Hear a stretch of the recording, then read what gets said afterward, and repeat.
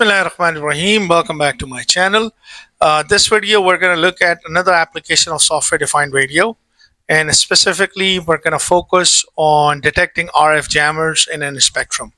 How can I detect these jammers using software-defined radio? This is going to be the video, and we're going to use HackRF as a detection device, and we're going to use this homebrew jammer which is operating at 2.4 gigahertz up till 2.5 gigahertz. So basically this is a jammer which operates at 2.4 gigahertz Wi-Fi band. So based on HackRF and a little software that I just wrote using Python, having multiple attempts to it using ChatGPT and different things, we're going to detect that there is an existence of jammer in our vicinity, and the software is going to make decision based on machine learning algorithms, which actually basically going to use power spectral density, and based on power spectral density is going to either detect if there's a noise or if there's an actual signal. So basically this video is all about detecting RF jammers. We're just focusing on the ISM band and exactly a 2.4 gigahertz band, which is actually an ISM band. So the setup is quite simple. I have a PC that is connected to my HackRF, and I have my Wi-Fi jammer, which is I'm going to power it using my portable power bank. So before we move on to this, I'm going to use a software called GQRX just to show you right now how does a spectrum of your Wi-Fi looks like at the moment at 2.4 gigahertz. So right now, as you can see, at 2.4 gigahertz, you can see these certain spikes, which actually shows you there are multiple routers which are operating at 2.4 gigahertz. I myself is connected to a Wi-Fi that is operating in a 5 gigahertz band. I can show you this. You can just simply go here and click on it. Go to options. Go to options, and you can see that this is my IP and so on, and I'm connected at 5 gigahertz band. So right now channel 149, 5 gigahertz band. So this will work at 2.4 gigahertz. As you can see, the spike that shows the activity that there is an operation of 2.4 gigahertz Wi-Fi jammer routers, and my laptop is picking it up. Okay, now I'm going to show you what happened to the spectrum when I fire up my Wi-Fi jammer. So I'm going to plug this in. This is the cable of my Wi-Fi jammer, and I'm going to plug this in and notice the spectrum. So you would see the difference when I run my software using HackRF. So look at the spectrum. Change the spectrum. The waterfall suddenly changes. And the spectrum. I mean, that's basically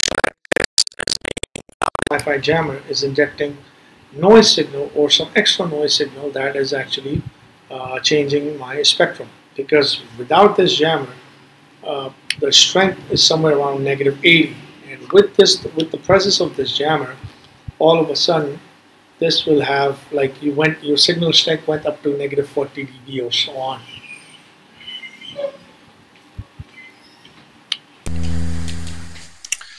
So, and I think you were also noticing that on my voice as well, because I'm using a Bluetooth mic, that is certainly, you can see the my voice is missing on this recording as well.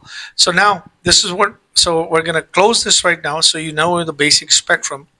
Now you can actually go ahead and look at my analyzer. I made an analyzer, so I'm going to go in, and when I listen to it, these are multiple attempts that I've made.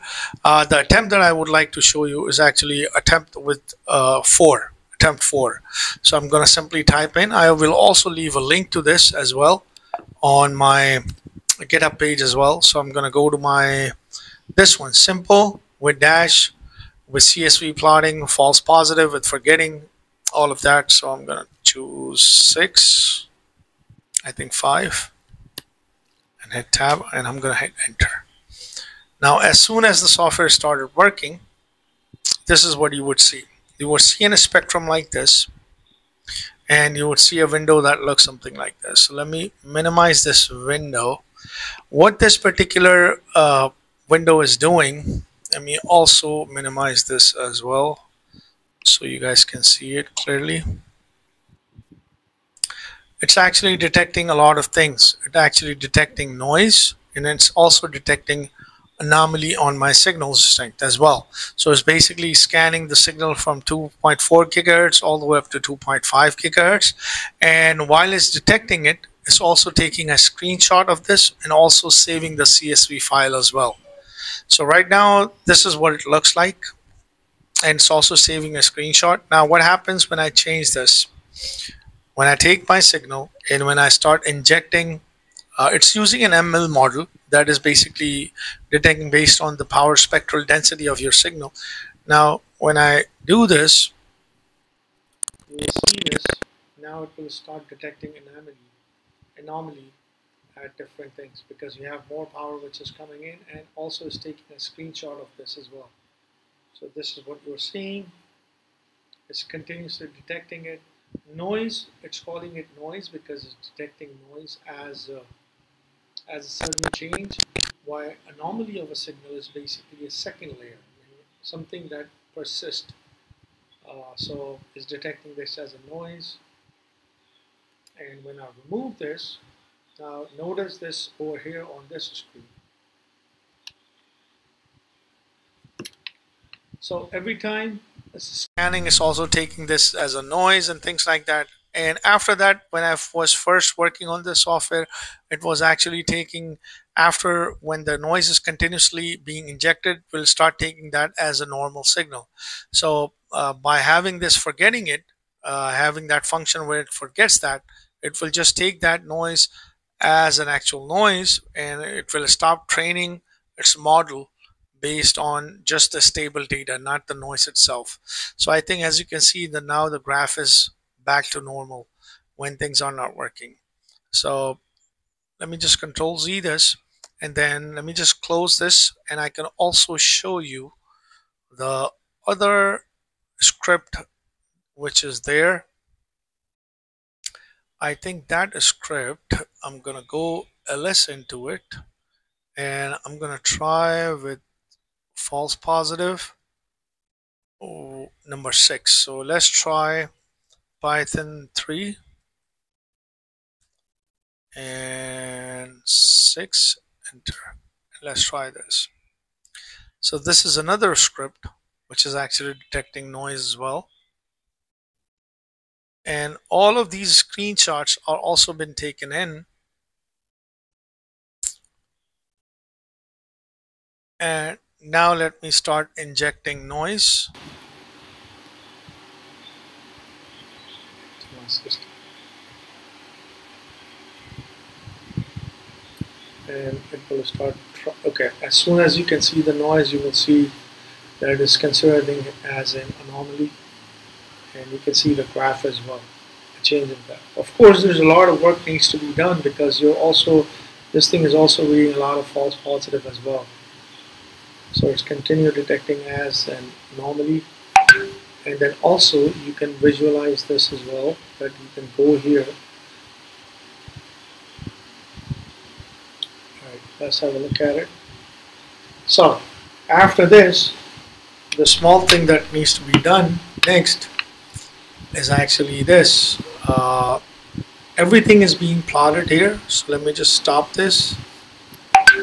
And if you were to go in here, there is a folder which is called a screenshot. You can also look at the screenshot of this as well. You can look at the screenshot of this. I may not be an expert in machine learning algorithms, but this is just to give you a segue that if you want to make something like that using HackRF, you cannot just, you're not only restricted to only do these jammer activities only on this particular band. I happen to have a noise source, which I'm calling it a Wi-Fi jammer. So that's why I just showed you practical. In practical, you can do that by using a simple program in Python. And then this data can also be logged in as a CSV file as well. So you can also look at the comma separate value as well, and then if you want to perform further processing using this data. I hope you find this video a little bit helpful. Wherever you'll see a missing audio of a missing voice is because when the jammer was operating, it was actually interrupting my mic. So I hope you find this video helpful. If you have any questions, leave it in the comment section, and don't forget to like and subscribe to my channel. And thanks for watching.